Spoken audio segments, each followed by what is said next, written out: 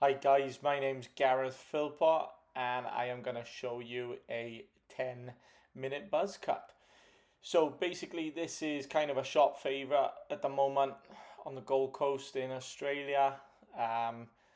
We can charge anywhere from $40 to $70 for this for a buzz cut, and we want to complete it in around that 10-minute mark, but make sure that we're giving the correct service to the actual client as well.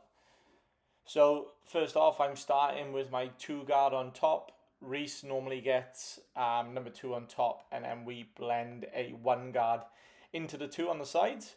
I won't actually use a number 2 on the sides, but I'll show you that technique as we come through.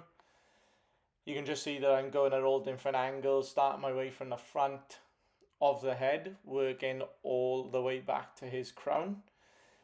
Basically, when I'm doing buzz cuts, especially ones which are as short as this, I want to make sure that my sides and my back are really high and tight. I know Reese is only using a one on the sides, but you'll see what I do there to blend it in.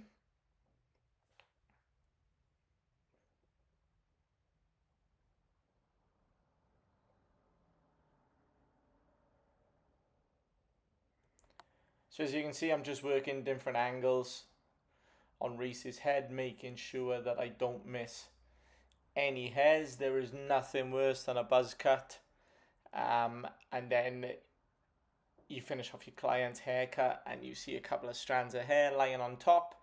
So we just want to make sure that all of the hair on top is completely cut to that 2 guard.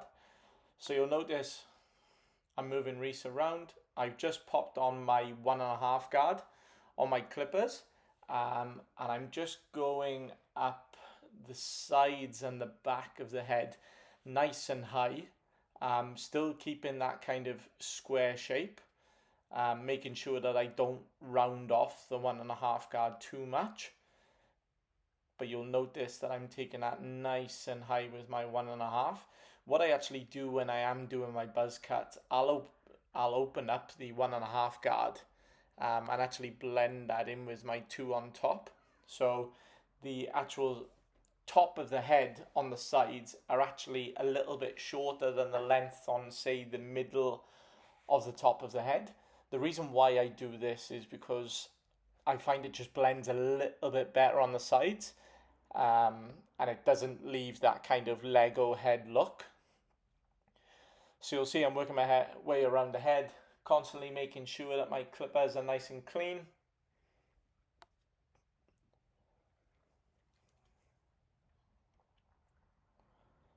Now you'll see I'm just going to pop on my 1 guard now, and then work my way again on the sides and the back of the head.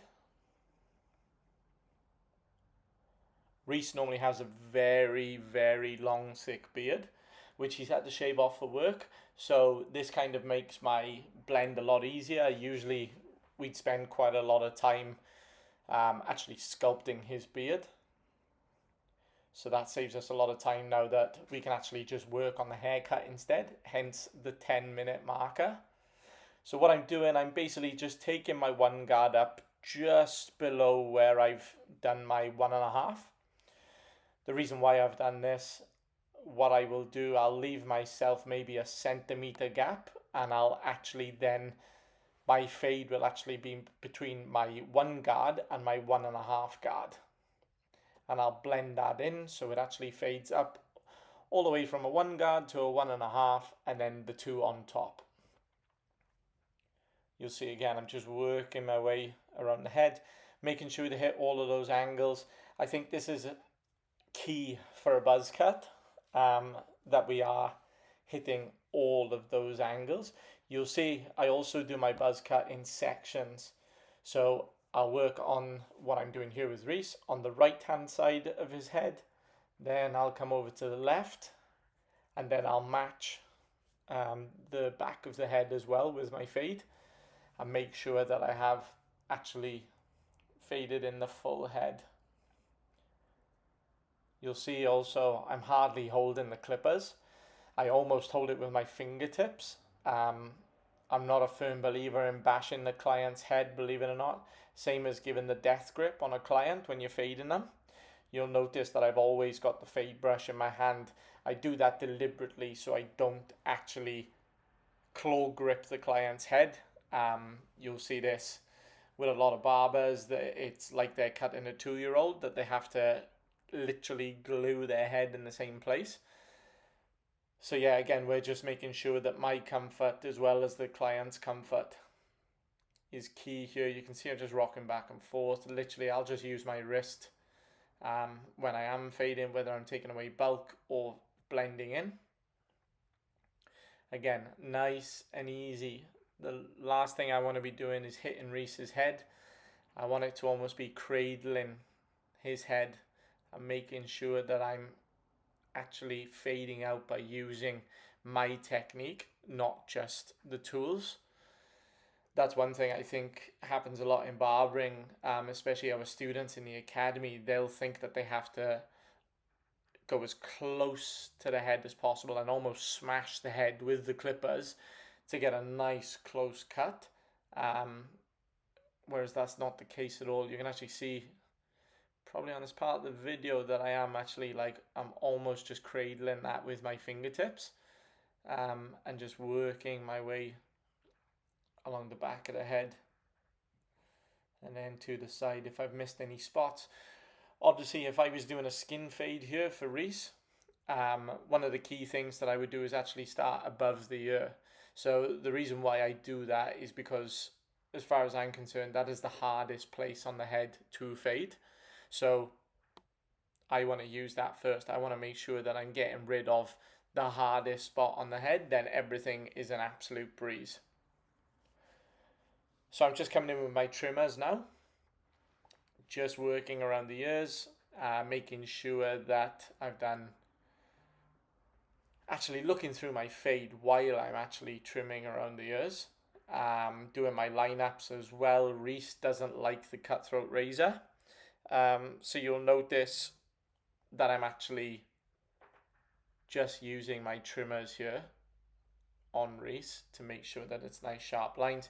These trimmers hit pretty hard, which is nice, so they do give it that cutthroat feel as well. Normally I would cutthroat this in with any other client, but yeah, as I mentioned, Reese isn't a massive fan of the cutthroat. He comes out in a bit of a rash. So again, just knowing your clients, even though I do think it gives it a bit of a sharper look, if my client doesn't like the cutthroat, there's no point in putting that on them, especially if they're going to get a rash from it as well. So you'll see I'm just working my way down, focusing on the back of the head, making sure that my lines are nice and crisp there.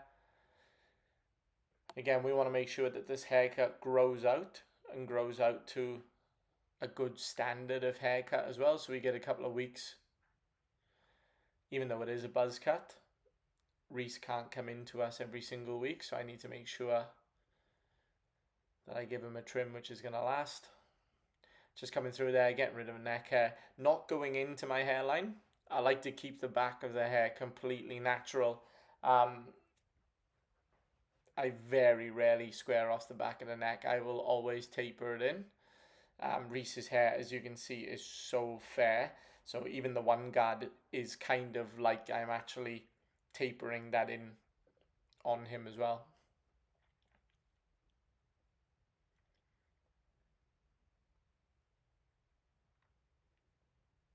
That's when he checks out his hair in a mirror, just to make sure I'm doing a good job while my back's turned.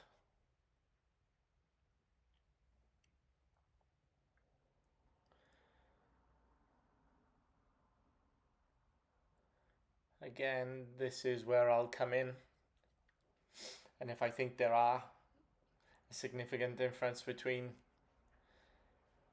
his hair and the back of his neck, that I'll just come in and taper. So I'm just coming in with my 0.5 guard there, flicking out. I'm quite lucky with these clippers. The 0.5 guard actually probably stretches out to like a 0.75 or close to a 1, so the blend on this is actually really nice.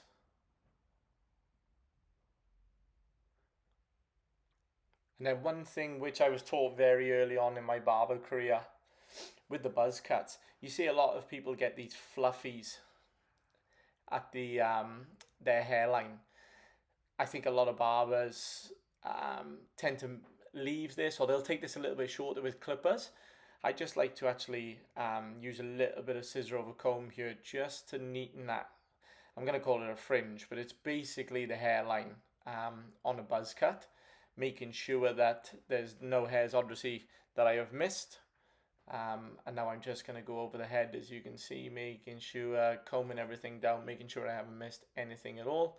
And again, just sharpening up that hairline as well.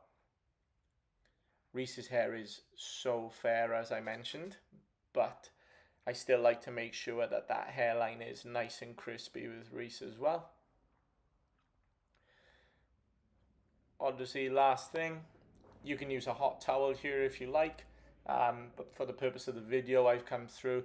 I actually use a makeup brush for this part of my haircut.